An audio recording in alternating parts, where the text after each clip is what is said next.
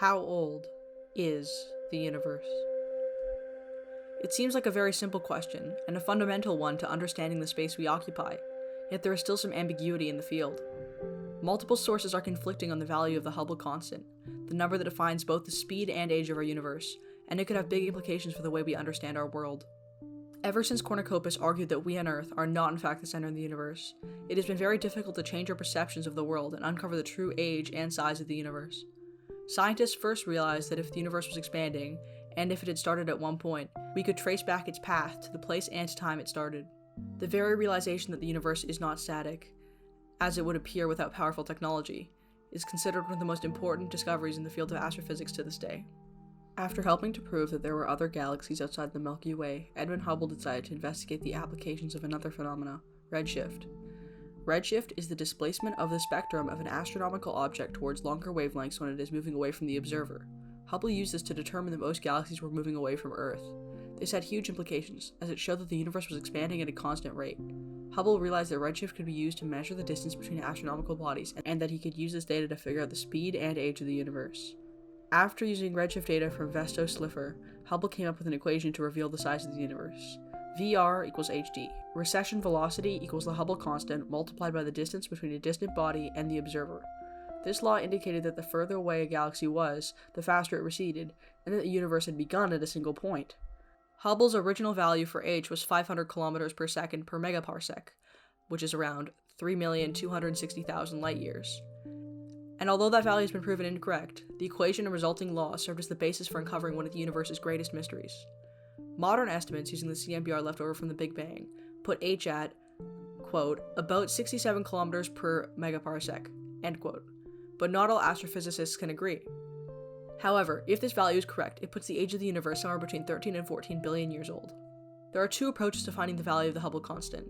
The local approach, which is to look at galaxies close to our own with increasing precision, and the CMBR approach, which looks at CMBR left over from the Big Bang. The local approach involves looking at how fast nearby galaxies are speeding away from each other, and deriving a theoretical start to their movement from there. As our measurements get more precise, we can perfect our data on how fast these galaxies are moving, and eventually reach a concrete number that can explain both the movement and age of our universe. On the alternative, we have the CMBR approach. CMBR stands for Cosmic Microwave Background Radiation, essentially a hum of electromagnetic waves that can be picked up across the universe. In short, CMBR is thermal energy remaining from the Big Bang. It is everywhere, even making up about 1% of the static on an older TV. It measures at about negative 270 degrees Celsius, about 4 degrees more than absolute zero, or the coldest possible temperature with no thermal energy at all. So how does this hum of radiation tell us about the age of the universe? Quote, the CMB tells you the initial conditions and the recipe of the early universe, what kinds of stuff it had in it, end quote, says Nobel laureate Adam Rees. Quote, and if we understand that well enough, in principle, we can predict how fast the universe made that stuff with those initial conditions and how the universe would expand at different points in the future, end quote. Recent satellites with high precision have allowed scientists to monitor CMBR with higher accuracy, and the results they have received do not line up with those you would expect to find based on the movement of nearby galaxies.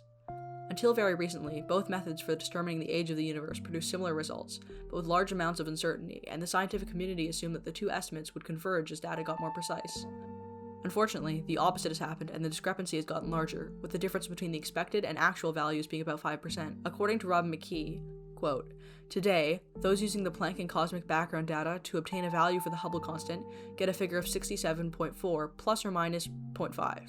By contrast, the local approach gives us a figure of 73.5 plus or minus 1.4. The difference between these two estimates is more significant than one might think. It is now suspected that there is less than a 1 in 100,000 chance that those estimates are different due to luck, and if those two values do not converge, it suggests that scientists are missing a factor in the cosmological model. If the Hubble constant is changed, it could greatly impact the presumed age of the universe. Scientists have created models of the Big Bang that incorporate both dark matter and dark energy in an attempt to see how the early universe's growth would impact the movement of galaxies today. One proposed idea to explain the gap in local and CMBR measurement of the universe's age is a new subatomic particle that travels near the speed of light, dark radiation. Another possible explanation is a large dark energy event shortly after the formation of the universe. Dark energy appears to be a blind spot, and it may make up as much as 95% of our universe, and yet there is still much more unknown than known about it. In theory, dark energy is a form of energy that exerts repulsive negative pressure, the reverse of gravity.